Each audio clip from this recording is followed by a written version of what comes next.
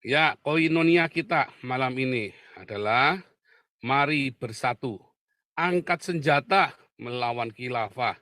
Wah, modiar kowe. Ya, kita mau angkat senjata ya. Mulai malam hari ini kita akan angkat senjata ya untuk melawan khilafah yang makin ganas. Ya, jangan kira kita takut ya. Supaya mereka jangan pikir kita takut, Saudara. Kita mau angkat senjata, ya, kita mau asah ya semua pedang-pedang di rumah ya. Wah, kita mau benar ya, puji hati-hati ganyang khilafah kita sudah dimanapun mereka berada. Wah, luar biasa saudara. Serem ya saudara, iya serem saudara. Mereka selalu berpikir orang Kristen hanya kasih ya, kasih.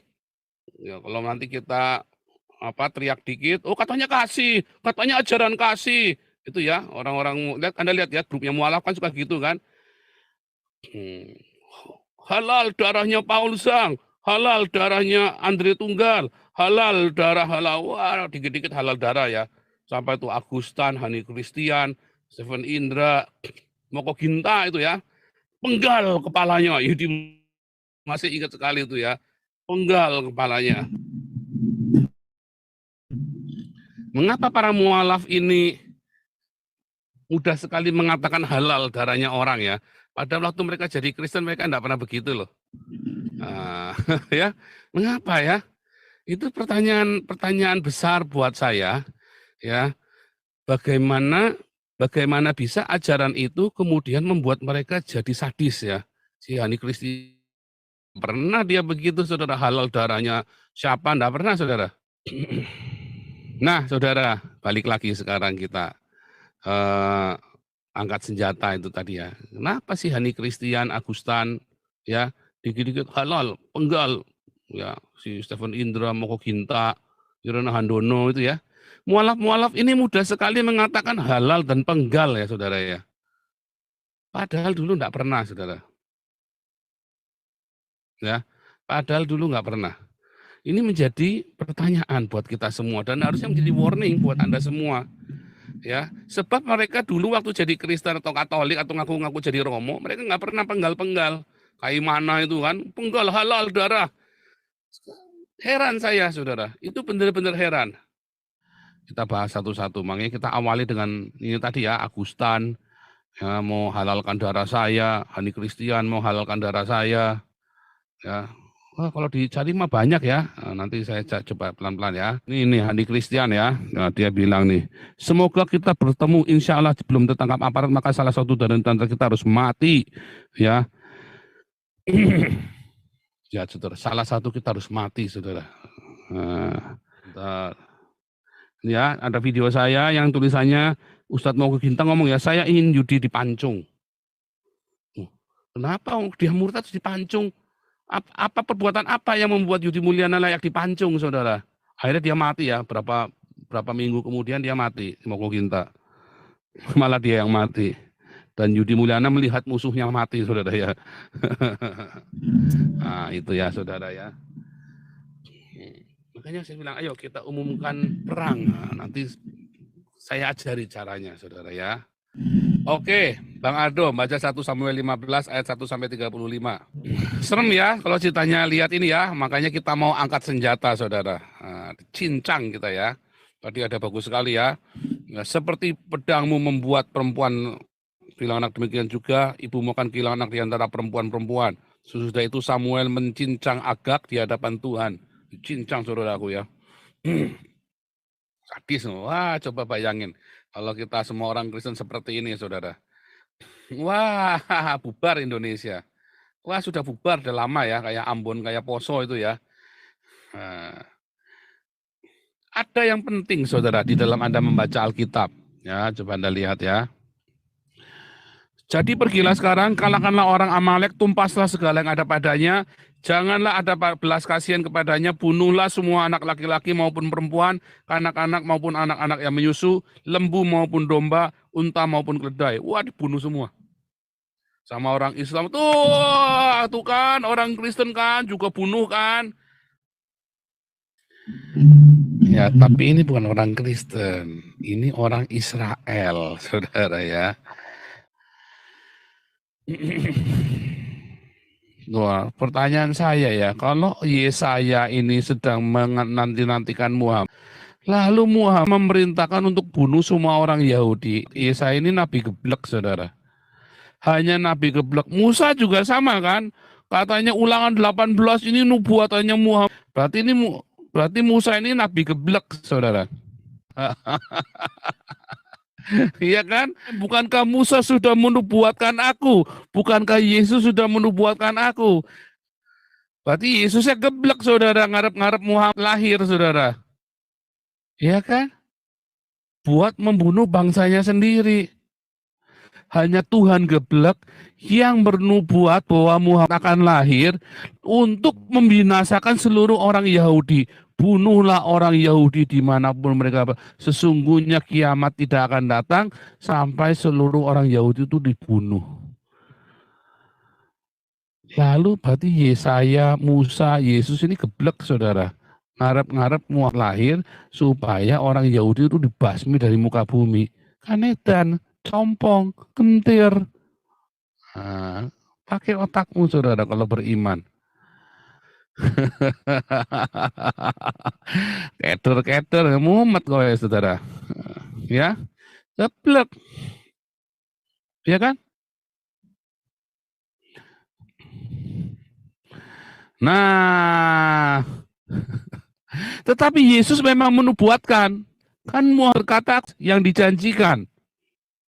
Dijanjikan oleh Musa, dijanjikan oleh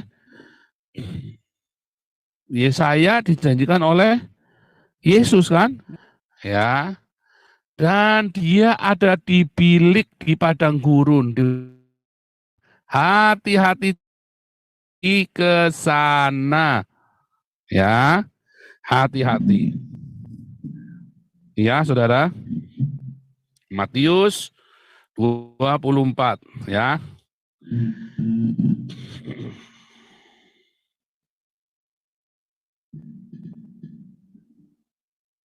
Matius 24.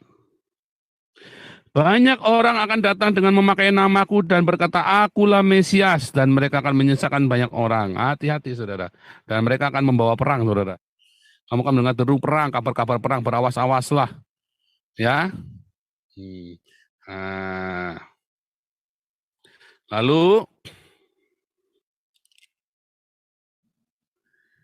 lihat. Camkanlah. Nah, ya.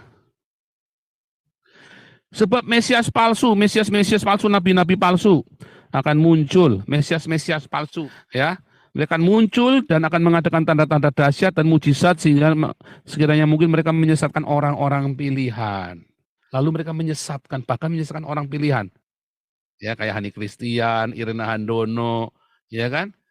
Disesatkan. Kan mereka sudah jadi penginjil kan? Mereka sudah aktif di gereja kan? Moko Gintal sudah aktif di gereja. Yudi Mulyana sempat disesatkan. Udah jadi pendeta Yudi Mulyana. Untung udah kita baptis ulang ya, udah saya injilin lagi kan. Nah, camkanlah. Camkan, aku sudah mengatakannya terlebih dahulu kepadamu.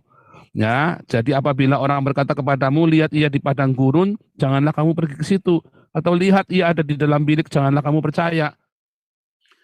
Ya, hati-hati saudara, hati-hati, hati-hati. Ini ayatnya, saudara, hati-hati. Jangan kamu disesatkan, jangan kamu percaya. Ya, sesat karena percaya di sorga ada kawin mengawinkan. Kamu sesat, di sorga tidak ada kawin mengawinkan, kata Yesus. Ya kan? Orang yang percaya di surga kawin mengawinkan itu orang sesat, saudara. Karena yang mengawinkan hanya anak domba dengan jemaat, hanya itu saja. Bukan kawin mengawinkan, ya olala bebe dengan 72 bidadari.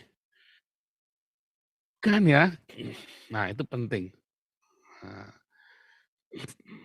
ya, itu penting ya, ingat-ingat itu. Nah, Anda boleh potong, viralkan ya bagian ini. Penting ya, ini bagian penting. Potong, viralkan.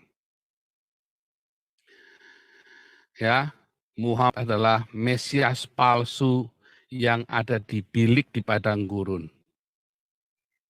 Ya. Nah, Nah, kemudian saudara, balik lagi. Lalu bagaimana kita memahami perjanjian lama? Ya, nah makanya orang Kristen kalau tidak mengerti apa yang akan saya ajarkan hari ini, dia akan bingung, saudara, membaca perjanjian lama dan perjanjian baru. Pernah ada seorang yang bikin tes, ya, dia pura-pura jadi ini ya, eh, orang Kristen atau apa gitu ya. Iya, ini ada di Alkitabmu disuruh bunuh-bunuh. Oh iya ya. Lalu banyak orang Kristen yang kemudian kemakan ya di jalan-jalan itu. Dan sampai hari ini kalau saya ketemu dengan orang-orang di Eropa, ketika saya cerita tentang betapa sadisnya ajaranmu, mereka bilang di dalam Kristen juga ada. Saya bingung, saudara. Di mana? Dia tunjukkan ayatnya itu tadi, Amalek itu tadi. Aduh, saya cekelan batuk. Kamu Kristen pendetanya sopo to le goblok banget pendetamu. Pendetamu tolol banget. Saudara tahu nggak, saya berkali-kali memberitakan Injil, bukan hanya kepada orang-orang imigran, tapi kepaksa saya harus memberitakan Injil kepada orang-orang Eropanya sendiri, saudara. Karena mereka mendapat pengajaran yang salah, sehingga mereka terjebak bahwa di dalam Kristen itu boleh bunuh-bunuh kayak tadi, saudara. Sadis ya? Ngeri, saudara. Anda sedang banyak orang Kristen bingung baca Alkitabnya, saudara. Nah, sekarang kita balik. Kalau Anda tidak mengerti bagaimana cara membaca Alkitab, habis Anda, saudara. Anda akan bingung nanti diputar balikan. Tadi ya ayatnya ya disuruh bunuh Amalek dimanapun mereka berada, bunuh istrinya, anaknya, semua anak kecil, orang tua, ternak-ternak, bunuh semua, saudara. Wah, ajaran sadis dan kejam ini. Anda harus mengerti bagaimana cara membaca Alkitab. Kita orang Kristen ya punya perjanjian lama ya. Kita punya perjanjian lama dan kita punya perjanjian baru, saudara.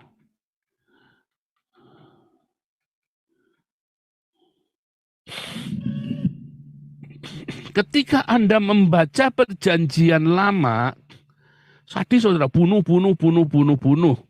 Wah, isinya bunuh. Berzina, rajam pakai batu. Homoseksual, rajam pakai batu. Begitu Anda baca perjanjian baru itu beda.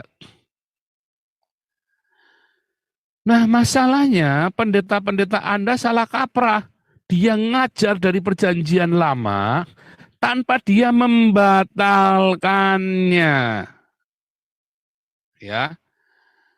Sehingga Anda disuruh perpuluhan.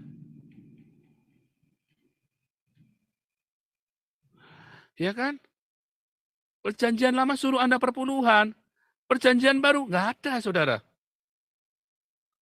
Itulah gunanya perjanjian baru. Kalau Anda perpuluhan, maka Anda harus bunuh homoseksual, saudara.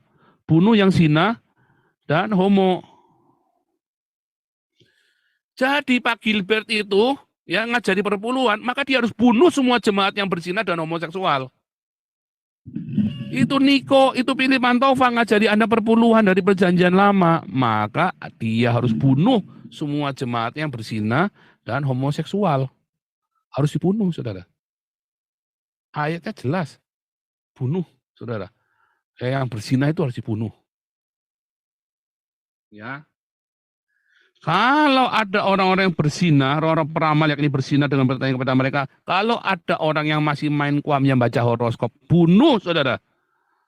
Harus dibunuh, saudara. Wah, Gilbert itu harus bunuh tuh orang jemaat yang pakai masih horoskop itu. Ya. Lihat ayat 10. Bila seorang laki-laki berzina dengan istri orang lain, ya, apalagi yakni berzina dengan istri sesamanya manusia, pasti keduanya dihukum mati. Maka semua pendeta GBI itu yang berzina harus dibunuh, saudara. Itu pendeta GBI itu banyak yang berzina, saudara. Ya kan? Akhirnya cuma apa? Diskor 1 tahun. Harusnya dibunuh, saudara. Karena mereka melakukan perpuluhan yang ada di dalam perjanjian lama. Mereka masih melakukan perjanjian lama. Berarti mereka harus bunuh semua pendeta-pendeta yang berzina. Dibunuh. Rajam pakai batu. Beneran dibunuh laki-laki perempuan, dirajam pakai batu atau dibunuh pokoknya. Harus dibunuh pokoknya. Tapi kan enggak kan? Karena ayatnya pilih-pilih, jadi kacau ini pengajaran gereja sekarang, saudara. Pilih-pilih ayat. Bila seorang laki-laki tidur dengan menantunya perempuan, pastilah keduanya dihukum mati. Pasti keduanya dihukum mati. Ya. Bila seorang laki-laki tidur dengan laki-laki secara bersetubuh dengan perempuan, homoseks itu loh. Homoseks, LGBT, bunuh. Maka Gilbert sama Philip Mantova sama Niko semua jemaatnya. Orang-orang GBDI yang homoseks kudu dibunuh, saudara. Harus dibunuh. Kamu perpuluhan, kamu kudu bunuh yang beginian. Jangan pilih-pilih sendiri ayatnya. Ya, yang satu dilakukan, yang lain jangan diabaikan.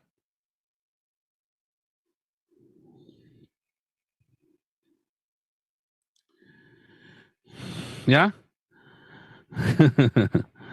Ya, yang lain-lain mah nggak tega ya, masa berkelamin dengan seorang. Bila berkelamin dengan seekor binatang, pasti dihukum mati. Dihukum mati, bukan dipenjara, dibunuh, saudara.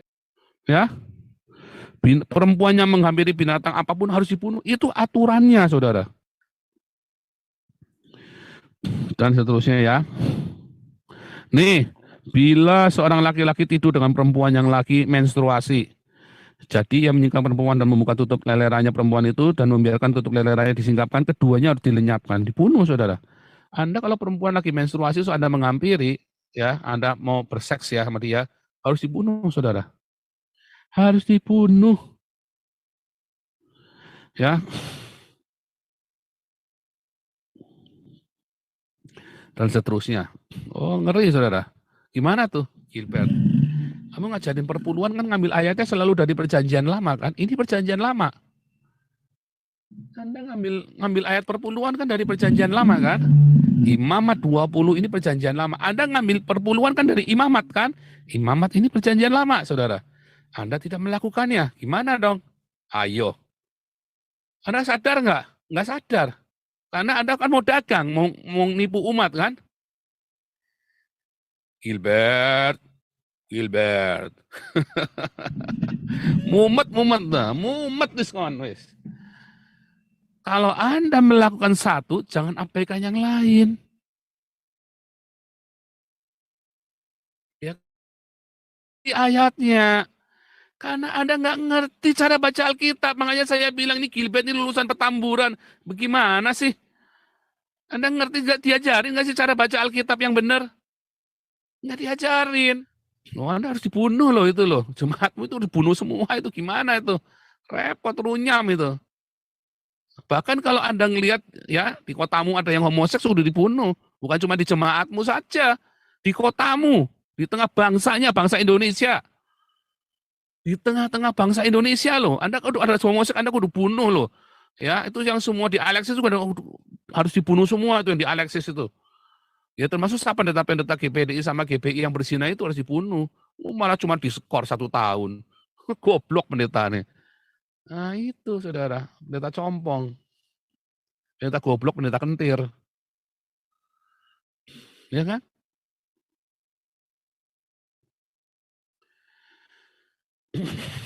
Makanya harus dibunuh. Kalau Anda mau perpuluhan harus bunuh, harus lakukan ini. Kalau enggak Anda perpuluhannya enggak diberkati. Iya kan? Loh, Anda yang melakukan Torah, ya, satu saja nggak dilakukan, yang lain batal, saudara. Paulus berkata ya, satu saja hukum Torah nggak dilakukan, yang lain membatalkan yang lain.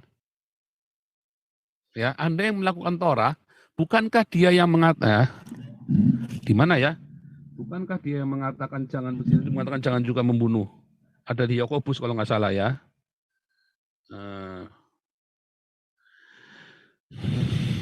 Lihat ya. Yakobus pun juga berkata ya, sebab barang siapa menuruti seluruh hukum itu, hukum Torah maksudnya ya, tetapi mengabaikan satu bagian daripadanya, ia bersalah terhadap seluruhnya. Ya, ini hukum Torah ya, sebab barang siapa menuruti seluruh hukum Torah itu, tetapi mengabaikan satu saja daripadanya, ia bersalah terhadap seluruhnya. Anda mau perpuluhan ngambil dari Torah, saudara. Lalu Anda tidak membunuh yang berzina, maka salah semua, saudara. Karena Torah berkata bunuhlah homoseksual, bunuhlah yang berzina. Tapi pendetamu kamu pelihara, saudara.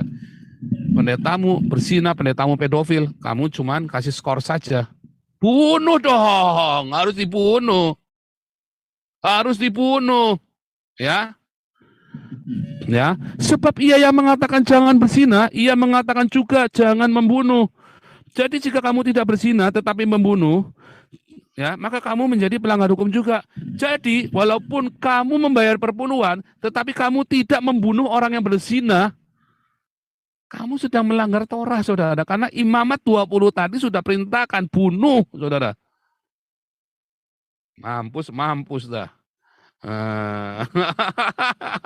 Maka pendeta-pendeta yang penganut perpuluhan ini sebenarnya sedang diperintahkan untuk menjadi pembunuh, tetapi takut.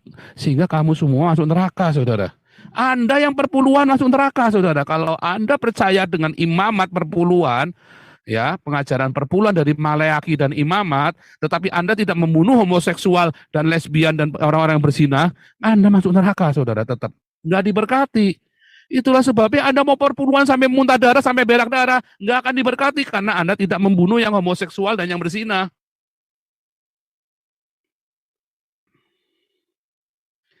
Ya, nggak akan diberkati kalian. Ayatnya sudah jelas tertulis, jangan dikarang-karang lagi.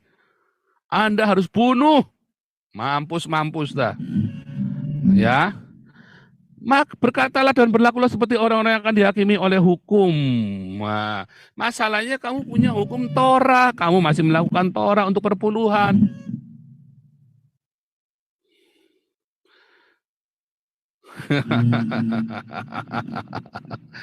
Mampus dah, ya kan? Mampus dah. Anda semua pendeta-pendeta lupa, ya, ayatnya di mana? Lihat ini, saudara. Lukas 16. Ayat 16. Lihat. Hukum Torah dan kitab para nabi berlaku sampai pada zaman Yohanes Pembaptis. Ini Yohanes Pembaptis, ya. Karena Yohanes Pembaptis adalah nabi terakhir di dalam perjanjian lama. Bukan nabi terakhir selamanya, bukan, ya. Yohanes Pembaptis adalah nabi terakhir perjanjian lama. Ia memberitakan Yesus akan datang. Saya ulangi, ya, seluruh perjanjian lama, tema dari perjanjian lama sebenarnya adalah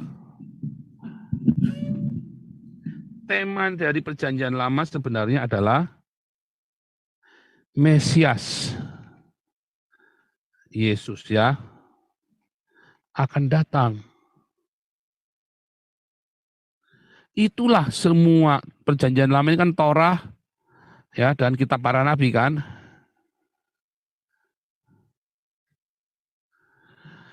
Temanya adalah Mesias Yesus akan datang. Itulah tema dalam perjanjian lama. Ya. Dan Yohanes Pembaptis adalah nabi terakhir dalam perjanjian lama yang memberitakan bahwa Mesias akan datang. Tema di dalam perjanjian baru adalah Mesias sudah datang. Maka para rasul dan para pemberita Injil termasuk saya, Nabi ke-26, termasuk para nabi di dalam perjanjian baru, banyak para nabi, ya. Paulus pun disebut nabi, ya. Walaupun Paulus nggak pernah mengaku dirinya nabi, tapi Paulus dianggap nabi, Silas dianggap nabi, ya. Ada Agabus disebut nabi, saudara. Ya, banyak nabi-nabi dalam perjanjian baru, termasuk Nabi ke-26. Nabi ke-26 memberitakan Yesus sudah datang. Lalu apa aplikasinya Yesus akan datang dan Yesus sudah datang? Aplikasinya di mana? Bedanya di mana, saudara? Ya, kita baca tadi Lukas 16 ayat 16, ya. Lukas 16 ayat 16. Hukum Taurat dan kitab para nabi berlaku sampai zaman Yohanes. Sejak waktu itu kerajaan Allah diberitakan, yaitu Injil kerajaan Allah.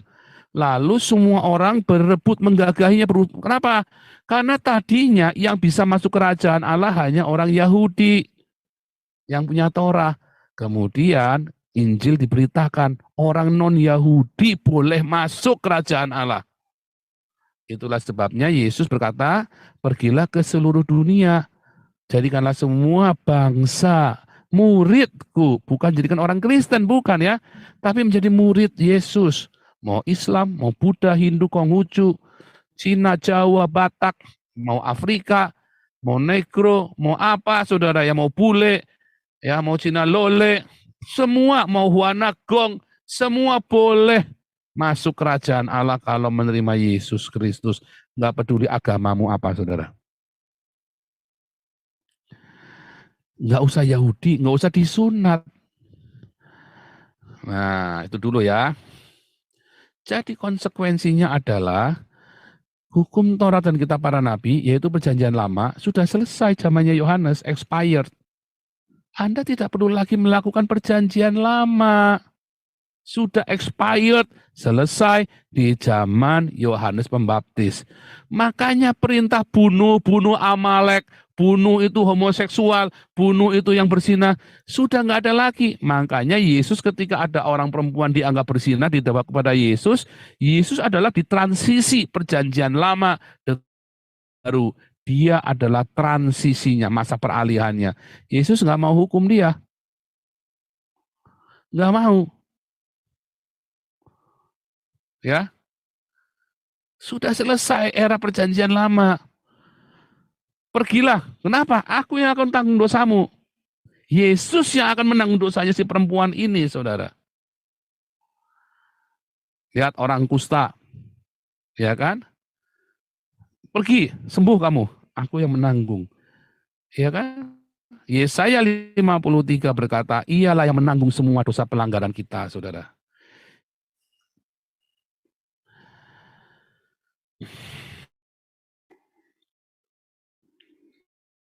Lanjut ya, ayat 17.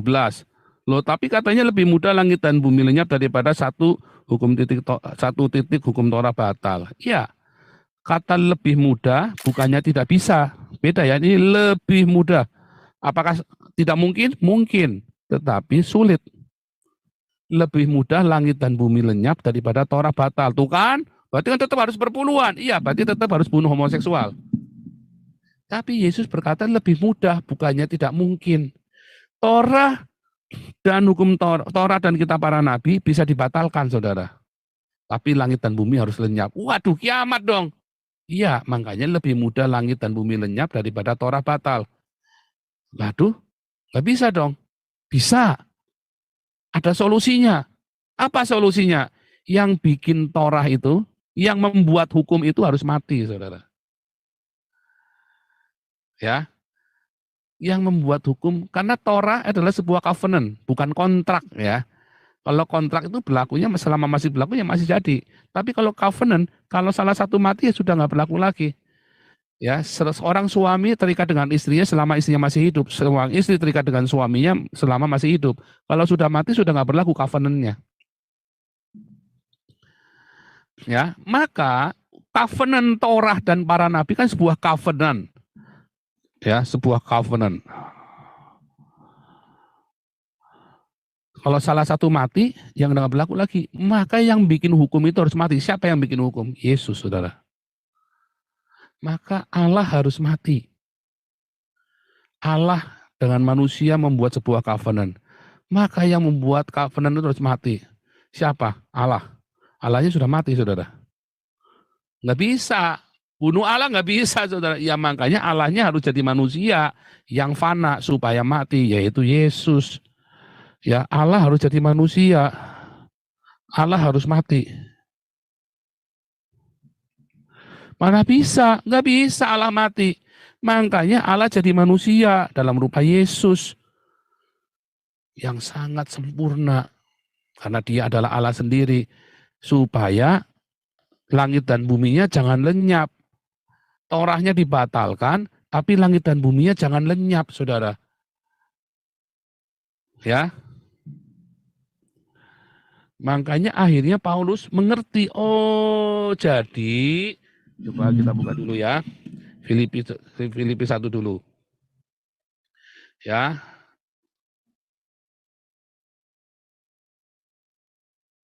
Mana? Filipi 2 ya. Hendaklah kamu dalam hidupmu bersama menaruh pikiran, perasaan yang terdapat juga dalam Kristus Yesus, yang walaupun dalam rupa Allah dan tidak menganggap setara dengan Allah, ya, sebagai milik yang dipertahankan, melainkan mengosongkan diri, mengambil rupa seorang hamba, menjadi sama dengan manusia. Dalam keadaan sebagai manusia, ia merendahkan dirinya sampai mati di kayu salib. Dia Allah sendiri, dia equal, dia sama, dia identik dengan Allah. Dialah Allah. Dia kosongkan dirinya jadi manusia. Lalu Allah di surga kosong dong? Enggak, Allah kan maha hadir. Ketika Allah di dalam Yesus, Allah juga tetap ada di surga. Ketika Yesusnya lagi di salib, Allah tetap ada di surga. Allah itu maha hadir, ada dimanapun. Ya. Nah, maka kita baru ngerti. Nah, Efesus 2 ayat 15. Sebab dengan matinya sebagai manusia, ia membatalkan hukum Taurat dengan segala perintah dan ketentuannya, termasuk imamat tadi. Jadi Anda nggak perlu bayar perpuluhan, Anda jangan bunuh homoseksual, gila apa? Itu urusanmu dengan dirimu sendiri-sendiri. Nanti kalau ketangkap sama istrinya, ya urusannya dengan istrinya, jangan bawa-bawa negara. Orang selingkuh kok bawa-bawa negara. Ya kan? Termasuk Anda nggak perlu perpuluhan. Jangan mau dibodohin. Kalau Anda mau perpuluhan, Anda bilang, Pak itu tunjuk pendeta yang berzina tuh. Tuh Pak itu berzina, bunuh Pak. Kalau ada pendeta mau nyuruh perpuluhan, Anda berdiri ya. Pak itu ada pendeta berzina, dibunuh dulu itu Pak. Gitu ya. Berani nggak saudara? Kalau saya berani saudara. Oh saya pernah ya berdiri ngacung ya sampai pendetanya jengkel sama saya. Lah iya, lawang di gereja nggak dikasih kesempatan tanya-tanya, cuma dicekokin doang, saudara nggak boleh nanya. Kalau di sini Anda boleh nanya, saudara ya. Ia membatalkan hukum Taurat dan ketentuan di dalamnya, termasuk perpuluhan. Ya, termasuk bunuh tadi. Makanya Anda tidak boleh memerangi orang Amalek, tidak boleh bunuh. Orang yang bukan Kristen dibunuh, nggak boleh. Karena Yesus sudah membatalkannya. Makanya orang-orang di sini saya ajarin begitu, mereka masih bingung. Itu perang salib bagaimana? Itu sesat. Perang salib itu adalah produk sesat dari gereja yang sudah korup, saudara. Karena gereja waktu itu korup, ya, uskup-uskupnya banyak yang pedofil, punya bini banyak tapi diem-dieman. Gereja waktu itu dalam kegelapan, saudara. Saya kasih firman Tuhan yang tertulis, ya, saya bongkar. Anda mau percaya boleh, enggak juga nggak apa-apa. Saya ada di Eropa, kamu di Indonesia, kamu yang rugi. Kamu mau tetap bayar per bulan sama gereja, suka-suka kamu, bukan duit saya, ya. Sementara jemaatnya bingung bayar token listrik, jemaatnya bingung bayar uang sekolah, pendetanya beli mobil baru. Jemaatnya gonta-ganti rumah karena diusir dari kontrakan. Ya diusir, nggak bisa bayar kontrakan. Pendetanya gonta-ganti mobil, ya kan? Pendetanya gonta-ganti mobil baru, jemaatnya gonta-ganti rumah. Pendetanya gonta-ganti beli mobil baru, jemaatnya gonta-ganti rumah karena diusir dari kontrakan. Ya karepmu. Sudah saya bilang, ya sudah saya ingetin, Anda bandel sih. Jadi apa artinya dengan perangi Amalek itu, saudara? Kita ada di era perjanjian baru. Maka di dalam Efesus, surat yang sama, tulisan yang sama, oleh orang yang sama. Ingat, Paulus ini bukan orang sembarangan, saudara. Dia seorang guru pengajar, rabai Yahudi. Dia punya sertifikat, dia muridnya Gamaliel. Gamaliel ini adalah cucu dari mazhab terbesar, yaitu mazhabnya Hillel, House of Hillel, saudara. Gamaliel ini adalah seorang yang sangat ternama, ya. Bahkan tulisan-tulisannya di dalam Talmud masih diakui, saudara. Dia adalah cucunya Hillel. Hillel itu House of Hillel, ya. Semua anggota Sanhedrin, ya, sebagian besar anggota Sanhedrin adalah lulusan House of Hillel. Dan Paulus adalah anggota Sanhedrin paling muda. Makanya ketika Stefanus dirajam, mereka kasih pakaiannya di bawah kakinya si Saulus. Ya, karena Paulus adalah Sanhedrin, dia punya legalitas untuk menjadi saksi. Dan Paulus bilang, Yesus sudah membatalkan hukum Taurat dan kitab para nabi. Anda tidak boleh lagi merajam batu orang yang berzina. Anda tidak boleh lagi bunuh orang yang homoseksual. Tapi Paulus bilang, nggak boleh ada homoseksual. Ya, Paulus anti homoseksual ya, tetapi penghakiman itu bukan punyanya manusia. Itu biar Tuhan yang menghakimi. Kita hanya kasih tahu. Maka Paulus dengan hikmat yang sama, kita balik lagi ya, Efesus 6, saudara. Maka dari itu, saudara, lihat ya, ini, karena perjuangan kita, perangnya kita bukan melawan darah dan daging, ya, tetapi melawan pemerintah-pemerintah, melawan penguasa-penguasa, melawan penghulu dunia yang gelap, melawan roh jahat. Kita bukan menghadapi dagingnya Habib Rizik, yuk bunuh Habib Rizik, yuk kita bakar, yuk. Tuhan bilang nggak boleh. Dan hati saya memang nggak kepengen bunuh mereka, saya pengen mereka bertobat. Seperti Ali Makrus dan Yudi Mulyana, itulah hati saya. Ya, saya sudah membuktikan kepada Anda. Ali Makrus, mualaf, ya kan? Saya injili, saudara. Saya baptis dia. Saya sudah buktikan kepada Anda, Yudi Mulyana, saya injili, saudara. Dan Yudi Mulyana kemudian dibaptis. Ya kan? Itulah hatinya saya kepada mualaf, supaya mereka bertobat. Bukan dihalalkan darahnya, sekalipun mereka sudah menista agama Kristen. Tapi kita injili. Balik lagi, ya. Masa Musa menubuatkan, mengharapkan kedatangannya Muhammad supaya membinasakan umat Israel? Goblok, tolol, compong, kentir. Koinonia yang ngeri ya, gubrak. Iya, saya kasih ini suara kenabian supaya Anda pinter. Saya runtuhkan kubu-kubu pertahanan otakmu yang sombong itu, saudara. Dan suara kenabian ini juga bagi para pendeta, saudara, yang menipu jemaatnya dengan perpuluhan. Anda ngajari jemaatmu masuk neraka. Karena yang Tuhan mau Anda bukan bayar perpuluhan ke gedung gereja. Yang Tuhan mau Anda adalah kasih makan orang miskin. Kalau Anda tidak kasih makan orang miskin, Anda masuk neraka. Mau sekristen apapun Anda hebatnya, nggak urusan. Anda mau jadi martir pun, kayak Kacek, kayak Saifuddin, nggak urusan. Anda nggak kasih makan orang miskin, masuk neraka kamu. Kan Paulus bilang, 1 Korintus 13, sekalipun aku serahkan tubuhku untuk dibakar, aku tidak punya agape, tidak punya cinta, sia-sia. Ya kan? Anda mau jadi martir pun, ya, sudah dikatakan dengan jelas sekali.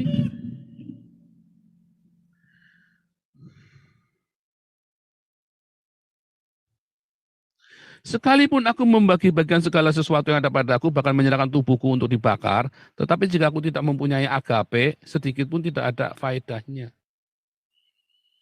Anda harus punya agape, saudara. Makanya ada Matius ini ya, Matius 25.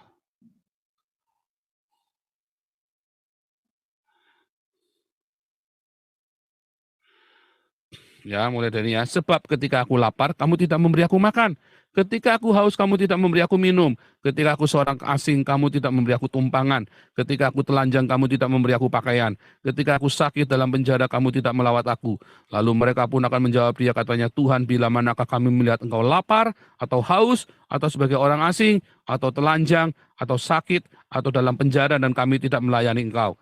Maka ia akan menjawab mereka, aku berkata kepadamu, sesungguhnya segala sesuatu yang tidak kamu lakukan untuk salah seorang yang paling hina ini, kamu tidak melakukannya untuk aku.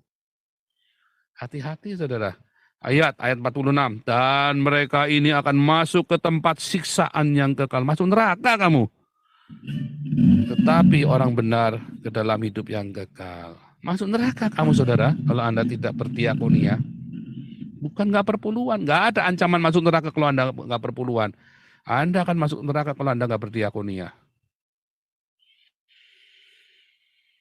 Serem ya? Makanya itulah peperangan kita. Ideologi.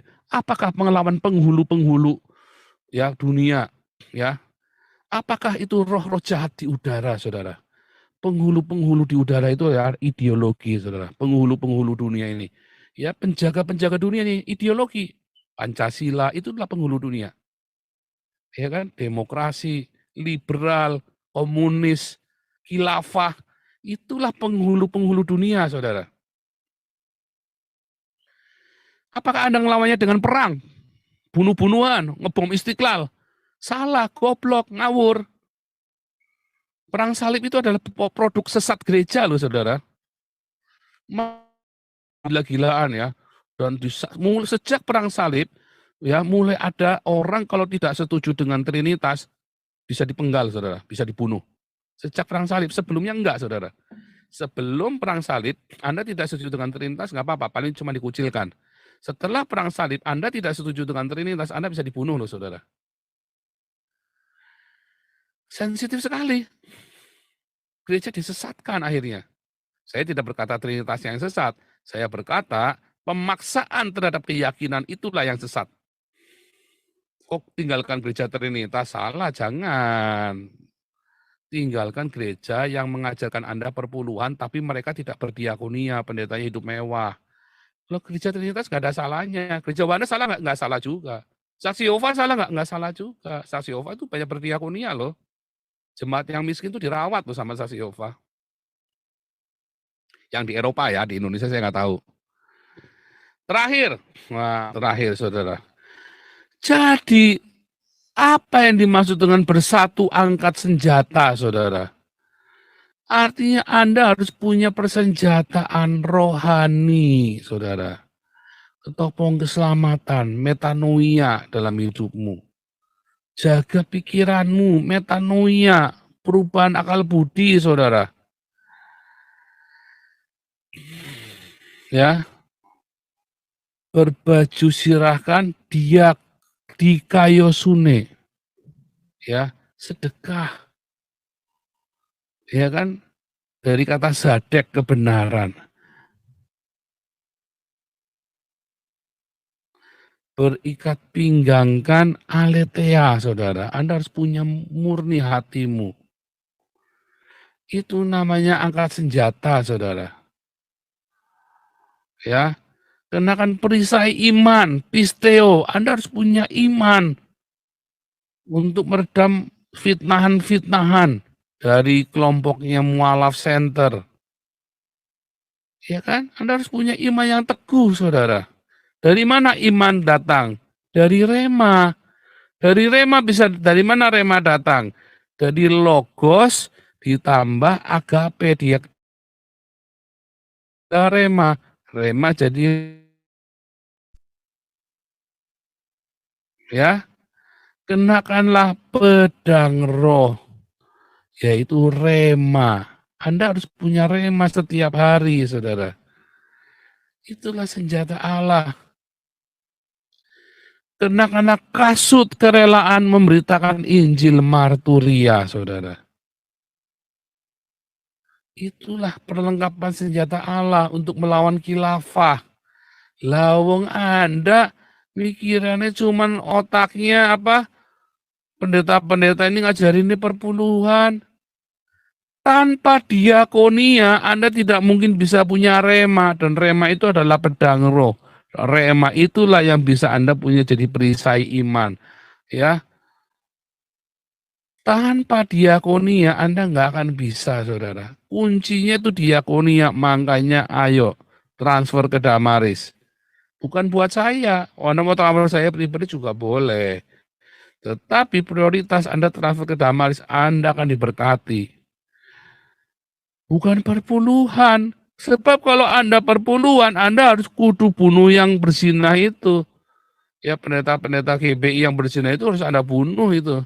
Supaya Anda diberkati. Kalau Anda mau perpuluhan diberkati ya. Hmm. Nangkep ya? Itulah perlengkapan, itulah angkat senjata ngelawan khilafah. Tak jamin khilafah kalah, saudara. Nggak akan terjadi kalau Anda sepakat dengan saya. Masalahnya gereja-gereja kan malah mencaci maki gara-gara saya bongkar kan rahasia perpuluhan ini kan. Nah, itu ya. Semoga rema dari Tuhan Yesus membuat Anda bangkit. Kita bersatu angkat senjata lawan khilafah. Ya, Tuhan Yesus memberkati. Wah, serem. Wah, luar biasa.